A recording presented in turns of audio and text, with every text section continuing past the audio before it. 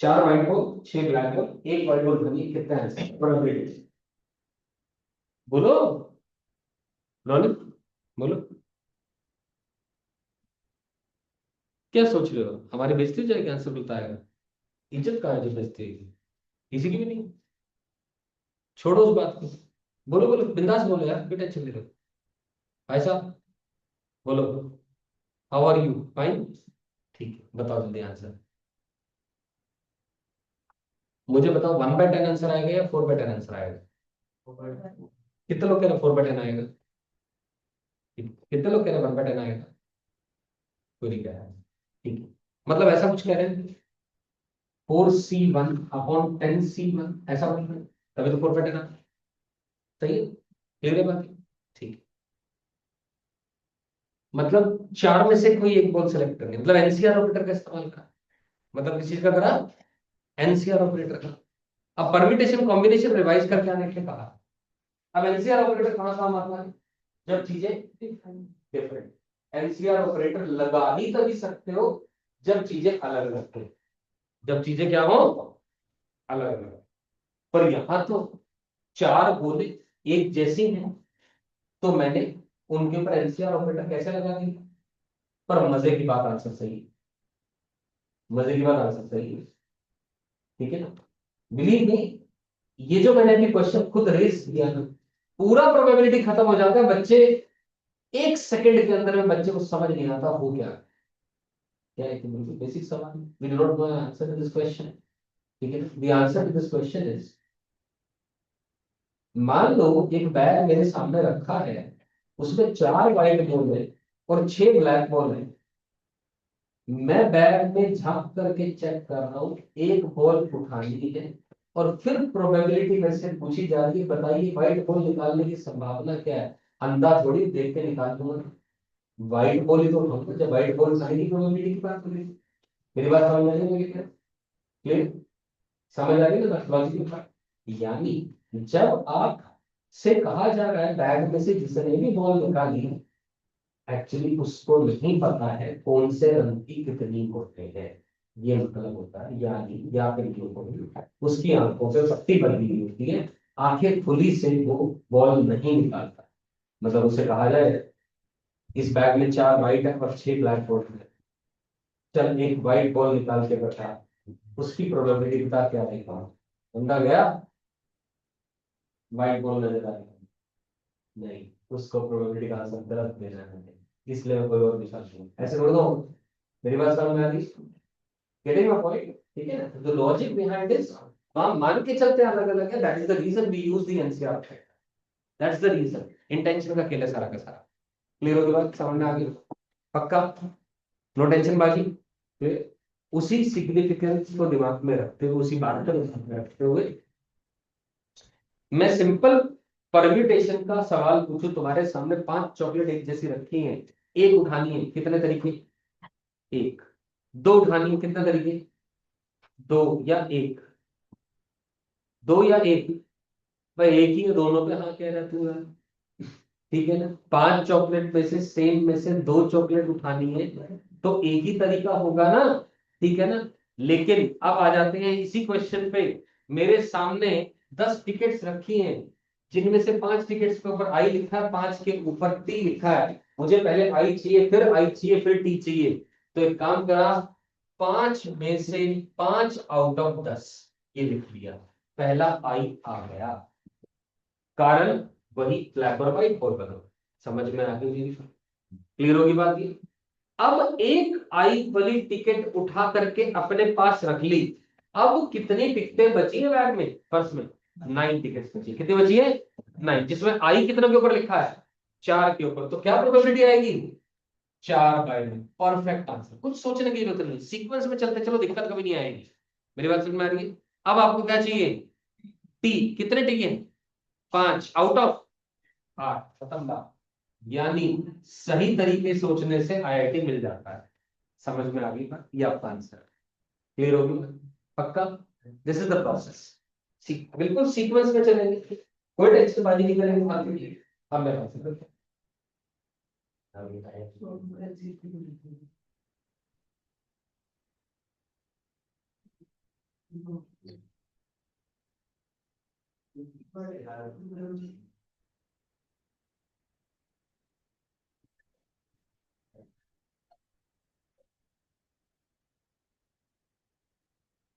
Done, understood. चले आगे, अगला question.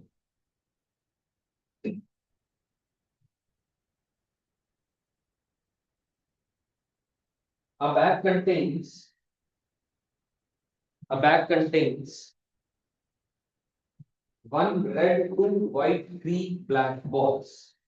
One red, two white, three black balls.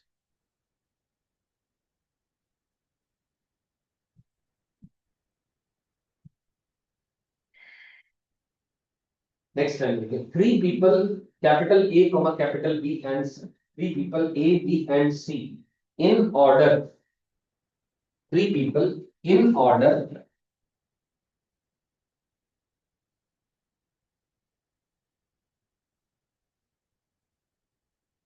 Three people in order draw one ball from the bag, one ball from the bag, and put it back after noting its color. And put it back after noting its color. Next time, okay? They continue doing it indefinitely. They continue doing it indefinitely unless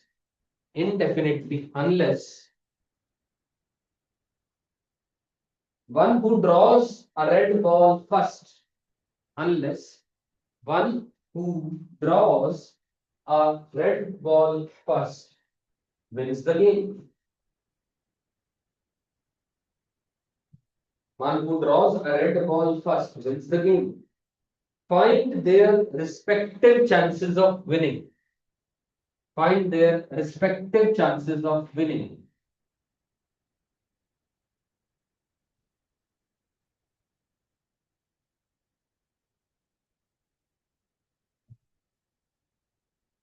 करो।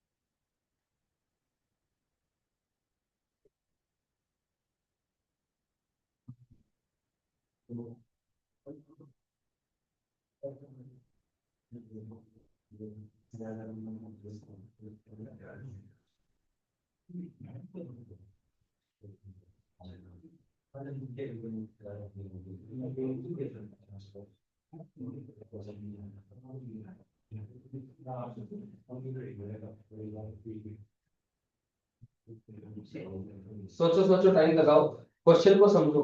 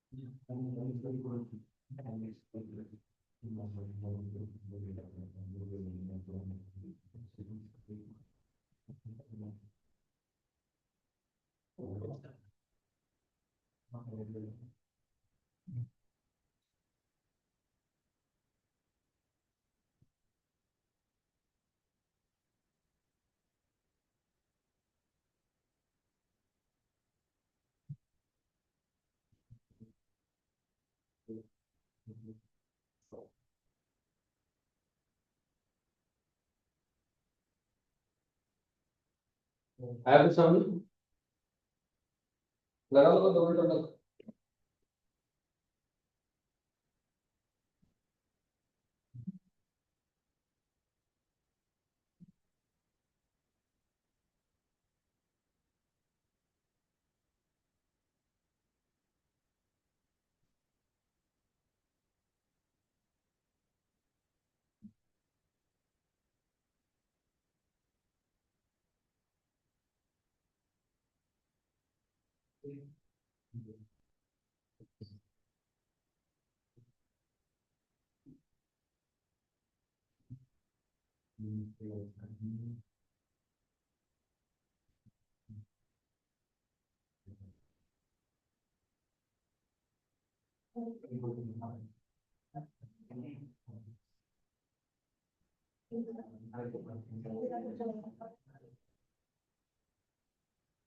चलिए बात सुनो। एक bag है, एक red है, 2 green है और 3 ब्लू बॉल है। 3 बंदे इस गेम को खेल रहे हैं। पहले ए से गेम की शुरुआत होती है। कोई बॉल उठाई, उसका कलर देखा और बैग में बॉल वापस रख दी। और जिसका कलर पहले रेड आ गया वो गेम को जीत जाए। ये तरीका है। ए के, बी के, सी के, तीनों के रिस्पेक्टिव चांसेस जीतने के बताने। तो जीतना तब हो रहा है जब रेड बॉल निकल के आ रही है। रेड बॉल एक है, तो रेड बॉल आने की संभावना क्या है? 1/6। Probability of red ball is 1/6। अब हमने प्रोबेबिलिटी ऑफ ए के जीतने की बात करनी। पहले ए के जीतने की बात करेंगे, फिर बी के जीतने की बात करेंगे और फिर सी के जीतने की बात करेंगे। तो क्लियर होगी बात की ए के जीतने की। अब ए ने गेम शुरू करी। हो सकता है पहली बॉल उठाए वो रेड आए, दूसरों की टर्न नहीं है, ये जीत गया, बात खत्म हो गई, गेम खत्म। हो सकता है ऐसा, हो सकता है ना ऐसा। ठीक है, तो कब जीतेगा ए? जब ए का रेड आ जाए, यानी 1/6 आ जाए। या फिर अब ए कब कब जीत सकता है? क्या पहले ए की बात करो खाली। ए की क्या क्या संभावना है जीतने की? या तो फर्स्ट टर्न में जीतेगा ए, या सेकंड टर्न में, या थर्ड टर्न में, या फोर्थ टर्न में। लेकिन सेकंड टर्न में ए तभी जीतेगा जब बी और सी हारे थे। जब बी और सी हारे थे।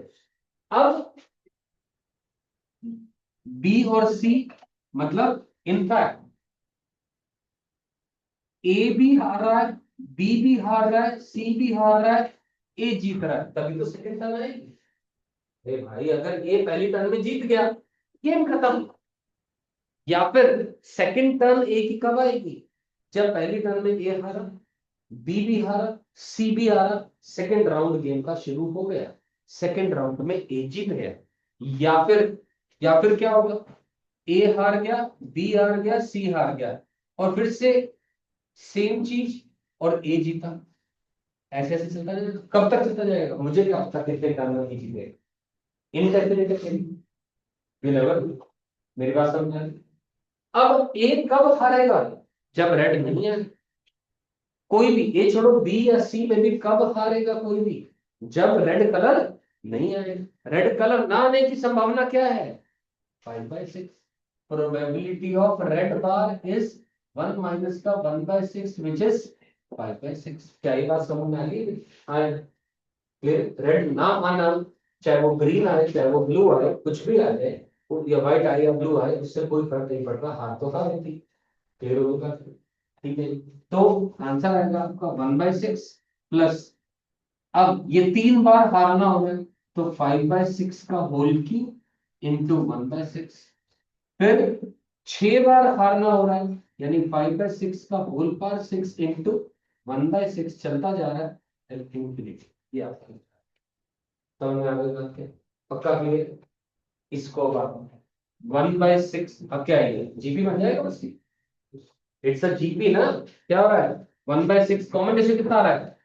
5/6 का होल क्यूब।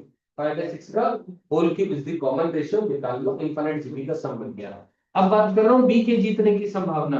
बी कब जीतेगा? जब ए हारेगा तभी तो बी की टर्न आएगी। ए का हारना और बी का जीतना, या फिर ए का हारना, बी का हारना, सी का हारना, ए का हारना, बी का जीतना। सही होगी बात? क्लियर। और इसी तरह ए बी सी सारे हारे, ए बी सी सारे हार गए, और ए बी हार गया, बी जीत गया। ये अगला केस होगा, सही है क्या। फिर यहां पर क्या करेंगे, ये बनेगा 5/6 इंटू 1/6, या फिर 1 2 3 4, 5/6 की पावर 4 इंटू 1/6, फिर 5/6 की पावर 3 3 6 और 1 7 इंटू 1/6। ये फिर से एक इनफाइनाइट जीपी बन गया, खत्म हो गया। क्लियर। और प्रोबेबिलिटी सी की जीतने की कब आएगी, सी कब जीतेगा, ए हारेगा, बी हारेगा, सी जीतेगा। या फिर ए बी ये सारे हार गए, और सी जीत गया, चलता जाएगा। ये भी एक इनफाइनाइट जीपी बन, तीनों का इनफाइनाइट जीपी बनेगा, सब जाके आंसर आएगा। कुछ समझ आई बात क्या कहा मैंने, निकाल दो इसमें।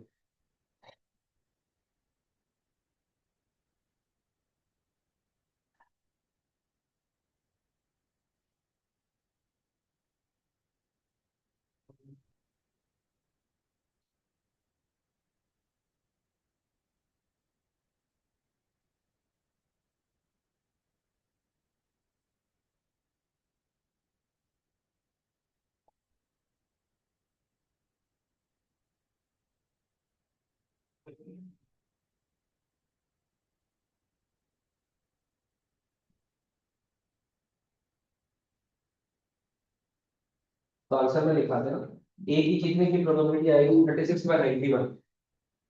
ए का आंसर आएगा 36/91, 36/91। बी का आंसर आएगा 30/91, और सी का आंसर आएगा 25/91।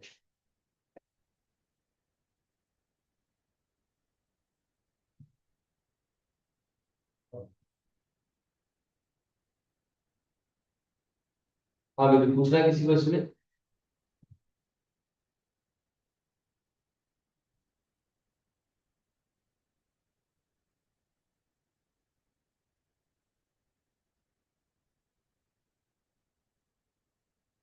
डन होगा, एक question.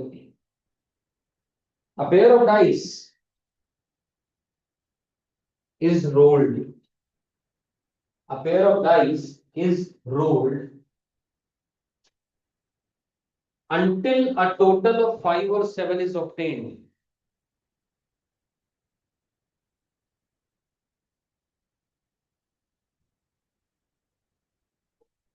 A pair of dice is rolled until a total of 5 or 7 is obtained. हमने पेयर ड्रॉ किया डाइस का, कब तक, जब pair of until a total of 5 या फिर 7 is obtained. ठीक है, find the probability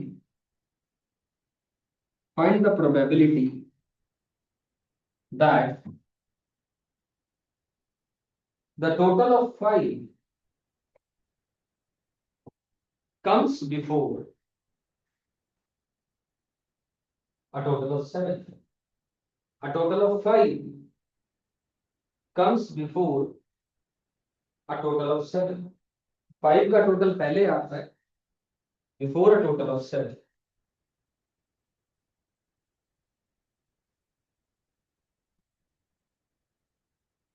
एक पेयर ऑफ डाइस की बात होगी।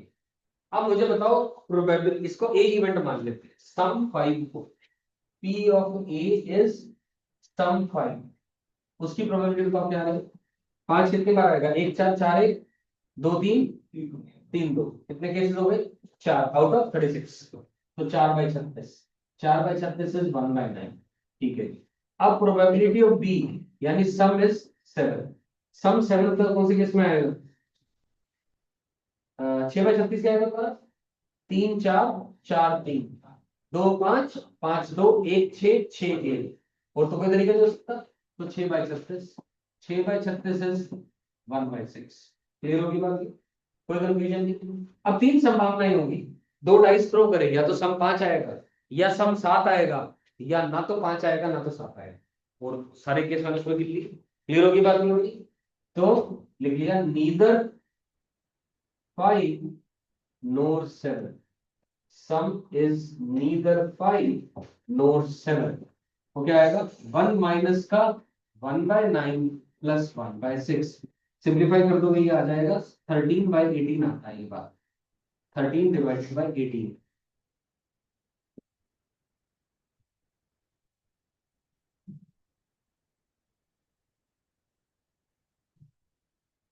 ये तो बात क्लियर होगी। सम 5 कब आएगा, प्रोबेबिलिटी जान ली, सम 7 की जान ली, नीदर 5 नॉट 7 की जान ली।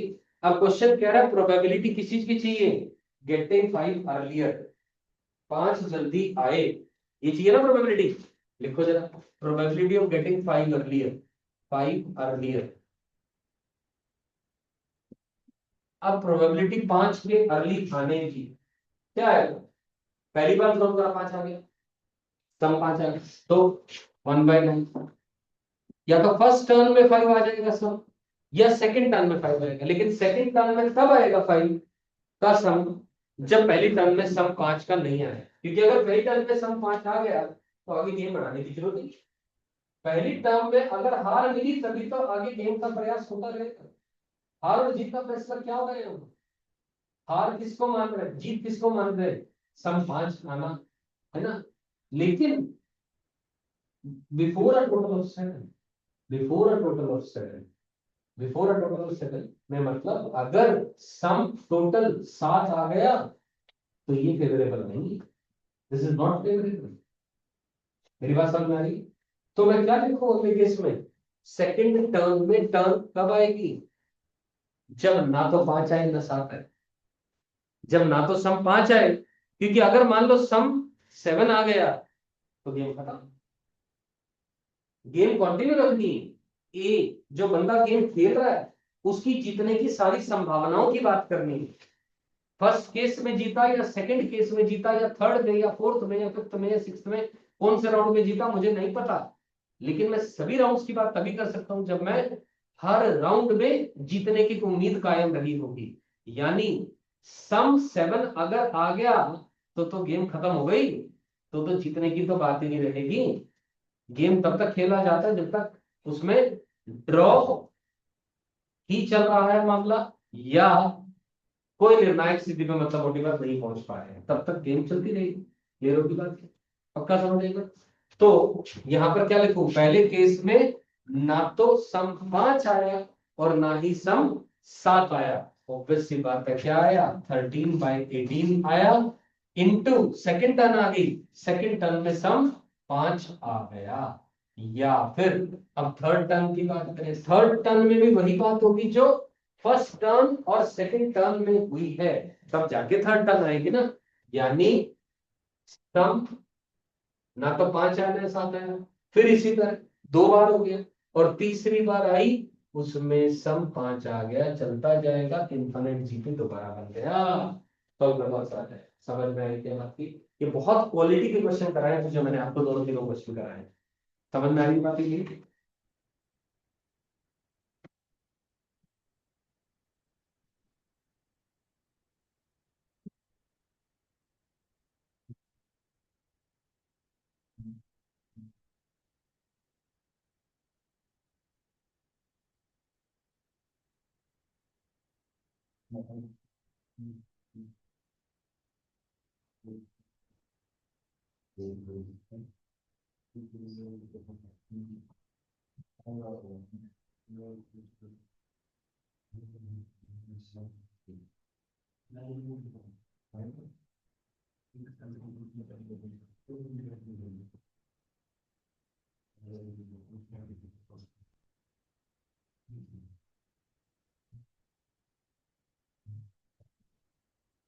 देखो कोई बात यहाँ तक नहीं समझ में आएगी और इसका आंसर फाइनली सिंप्लीफाई करके आता है 2/5 आ जाएगा, जो सम आएगा जीपी का सम करने के बाद 2/5।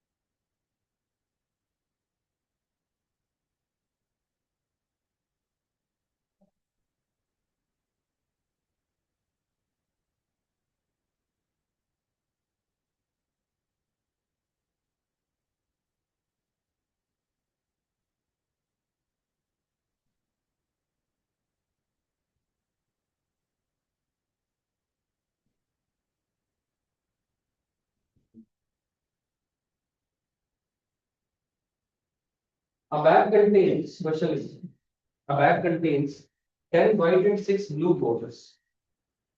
A bag contains 10 white and 6 blue balls.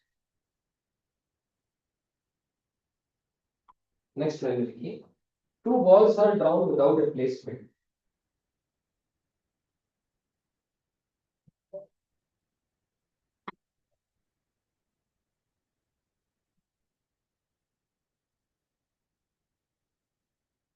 Two balls are drawn without replacement. Find the probability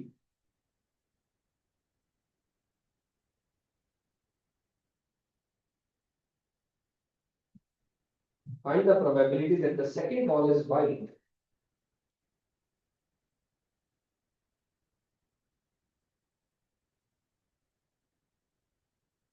Find the probability that the second ball is white if it is known that the first is white. If it is known that first is white. अब question पे देख करके feel आ रही है कि conditional probability का सवाल है। अगर ये मालूम है कि पहली वाइट है तब आपने सेकंड के वाइट होने की संभावना बतानी है। मैंने आपको क्वेश्चन जान के दिया, क्वेश्चन में लिखा नहीं मिलेगा कंडीशनल प्रोबेबिलिटी, क्वेश्चन में केवल वर्ड प्रोबेबिलिटी लिखा मिलेगा। आपको पहचानना है कौन इवेंट ए है कौन इवेंट बी है, क्या ये कंडीशनल का सवाल है हाँ या ना।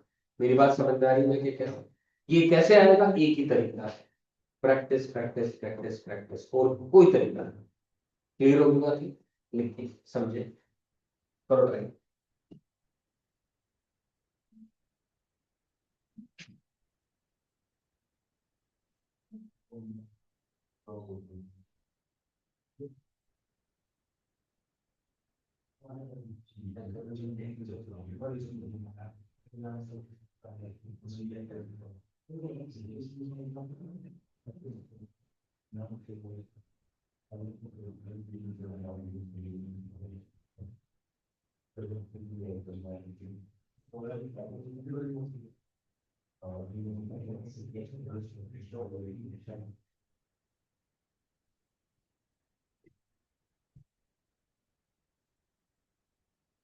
वेक्टर्स का टेस्ट दिया था कितना देर कल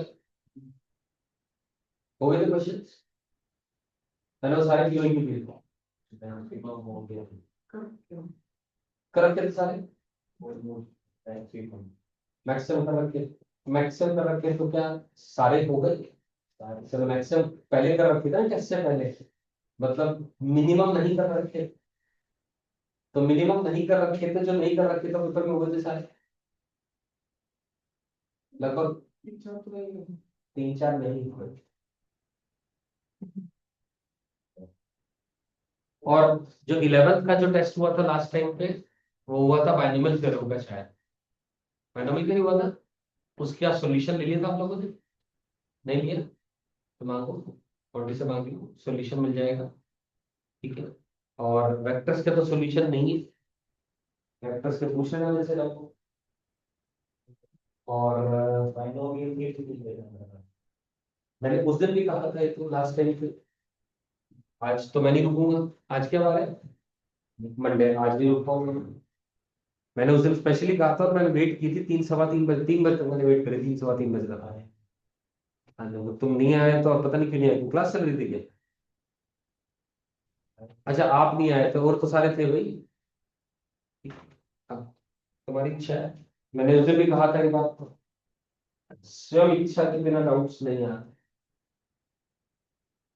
तो अब मैं डाउट्स के लिए अब आज तो नहीं रुक सकता, मंडे वेंसडे को मैं रुक जाऊंगा, सैटरडे और मतलब सैटरडे को तो पक्का रुकूंगा, वेंसडे को भी रुक जाऊंगा, सैटरडे को फिर आज नहीं रुक सकता क्योंकि मैंने लास्ट टाइम पे फ्राइडे वहां क्लास ली थी, तो आज मैं स्किप नहीं कर सकता वो क्लास, ठीक है ना। चलो तो करो उसको, और अब Wednesday, तो वेक्टर्स के और टेस्ट लेने हैं क्या बताओ, ये वेक्टर्स का डिस्कशन करना है क्या, तो बताओ, करना फिर 3D शुरू करूंगा, बोलो बोलिए बोलिए बोलिए। 3D का अगला टेस्ट 3D का ले ले, अर्षित अगला टेस्ट 3D का ले ले या वेक्टर्स का ले, 3D का ले ले, ठीक है। तो 3D का टेस्ट होगा अगला, कब होगा? संडे को, ठीक है ना। उससे पहले जो मैंने दोनों दिन बोले डाउट्स के लिए, वेक्टर्स के और बायनोमियल के, आप डाउट्स ले लीजिए, ठीक। कितने लोग टारगेट सेट करके आजकल प्रीवियस ईयर क्वेश्चंस कर रहे हैं? कर रहे हैं? कितने, कौन सी तारीख तक का टारगेट है कि हमारे प्रीवियस ईयर क्वेश्चन खत्म हो जाएंगे? 20 तक, पूरे तीनों सब्जेक्ट्स 11वीं 12वीं सब? पक्का? कोशिश है? चलो करो। और इधर से कितने लोग कर रहे हैं, और कितने लोग कोई पीवाईक्यूज वगैरह कर रहे हैं कुछ? नहीं? क्यों? करना शुरू करो। आईआईटी का फॉर्म निकल गया तो पता ही हो, या नहीं पता? फॉर्म निकल गया ऑनलाइन, मालूम है? कब से भरना शुरू करना? रजिस्ट्रेशन कब से चालू हुई? चालू हो गई? चालू हो गई, कितने भर दिए? गुड। और भरा नहीं है, इसको जल्दी भर दो, है ना, डिले मत करो फालतू में। जब ऐसा कुछ भी नहीं होता कि लेट भरेंगे तो ये फायदा मिलेगा या वो फायदा मिलेगा, या जल्दी भरेंगे तो बाद में पेपर आएगा, बाद में आएगा तो मुश्किल होगा, पहले आएगा तो आसान है, कुछ नहीं पता है। ये तो कोई क्लैरिटी नहीं है, तो भर दो बस। नहीं आएगा, नहीं वो कैंसिल हो गया, वो गलती थी, कैलकुलेटर कुछ नहीं मिलने वाला। वो आपने पढ़ लिया होगा, करेक्शन आ गया। बताओ, इतने बड़े पेपर के अंदर में भी करेक्शन, इंस्ट्रक्शन में भी करेक्शन रिक्वायर्ड है। और दो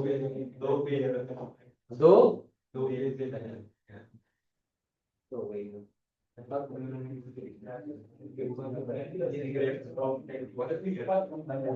चलिए आंसर बताएं, answer, answer.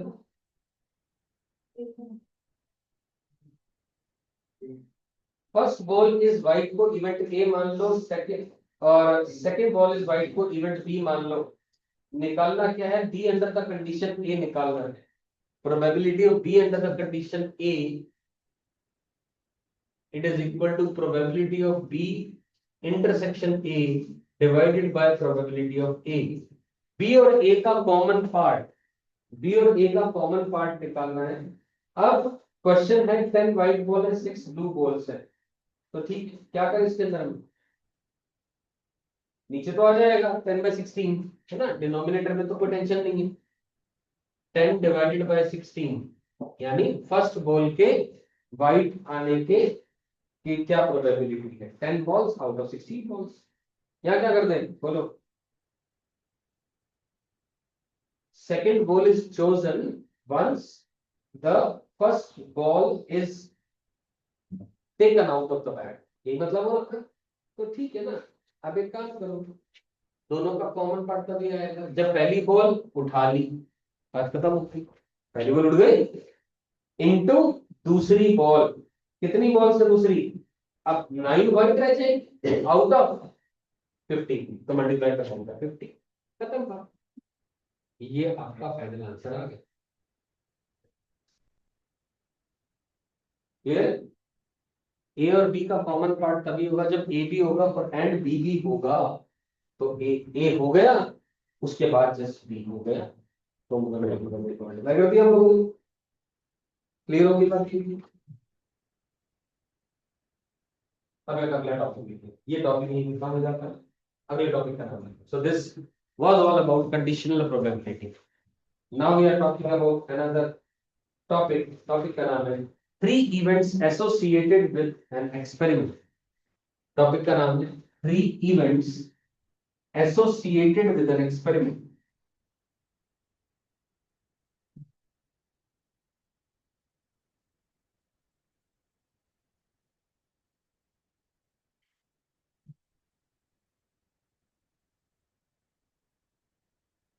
Point number 1, P of A union B union C, P of A union B union C is equal to probability of occurrence is equal to probability of occurrence of at least one of the events. Probability of occurrence of at least one of the events. किसी कार्य के होने की कम से कम एक की होने की संभावना. Probability of occurrence of at least one of the events.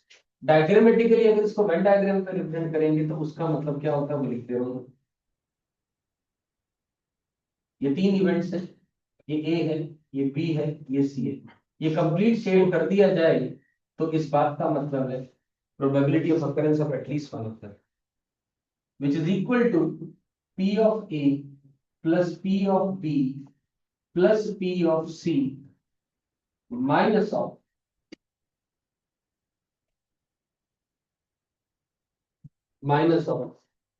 P of A intersection B plus P of B intersection C plus P of C intersection A और plus P of A intersection B intersection C.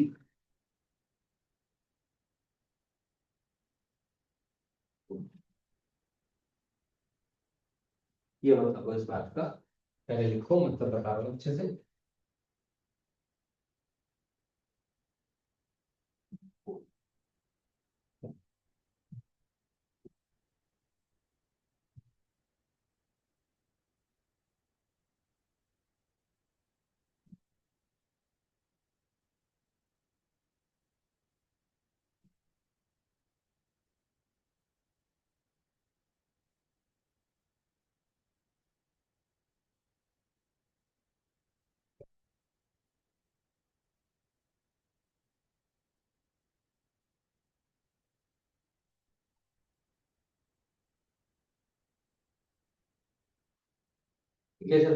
हमने कहा probability of occurrence of at least one of them, कम से कम एक हो रहा है तो ठीक है. मतलब उनकी यूनियन की बात होगी.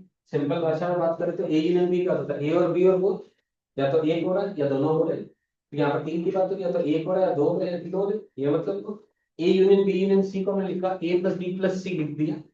इसमें से क्या सब्ट्रैक्ट कर दिया, ए और बी का इंटरसेक्शन.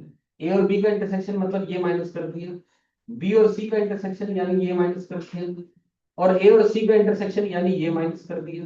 ये मतलब वो ये घटा दिया. ठीक है. अब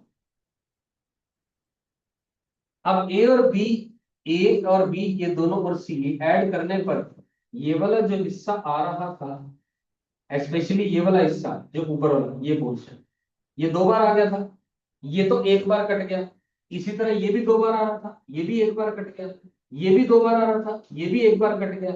लेकिन जो अंदर का कॉमन आ रहा है तीनों के अंदर में, वो एक बार एक बार एक बार तीन बार ऐड किया था. इसमें इसमें इसमें तीन बार सब्ट्रैक्ट कर दिया. लेकिन फाइनली तो एक बार तो चाहिए, इसीलिए एक बार अलग से A intersection B intersection C add कर दिया. ये इस बात का मतलब है, फॉर्मूले का मतलब. नहीं समझ आई बात ये? पक्का क्लियर है? इसे नहीं समझा दोबारा पूछ लेगा. हाँ जी, अंडरस्टूड. अंडरस्टूड है सभी को? क्लियर है? श्योर? चलो आगे. ठीक है, आगे लिखते पॉइंट नंबर 2. पॉइंट नंबर 2 है probability of occurrence of exactly one of the events. Probability of occurrence of exactly one of the events.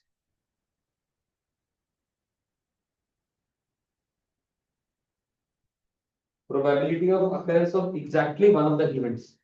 Occurrence of exactly one of the events का मतलब ये हो जाएगा, ये A है, ये B है, ये C है. A, B और C.